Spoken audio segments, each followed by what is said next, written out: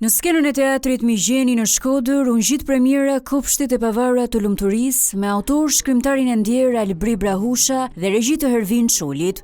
Një tragjikomedi e kohës moderne ku gjithçka është e programuar, nga dashuria tek gjumi e deri te ëndrat. Ishin emocione të forta dhe të bukura, po shpyqur Zotit me të shoh, ne kemi arritur ta përcjellim shfaqjen në publik dhe kjo është ajo për cilën punojmë për ditë. Është një vepër shumë e fortë për mendimin tim, shumë e fortë, me mesazhe shumë të forta, me metafora shumë të forta.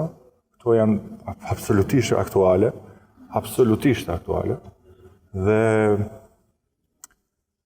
të paktën inshallah përcillen mesazhet e dashurisë, për pak më shumë dashuri, për pak më shumë mirëkuptime njëri tjetrin, për pak urrejtje. Kopshtet e pavara të lumturisë ndërthurin emocionin, ironin dhe reflektimin shoqëror, duke sjellë për publikun shkodran një përvojë të veçantë artistike që fton në mendim, ndjesi dhe reflektim mbi realitetin bashkëkohor.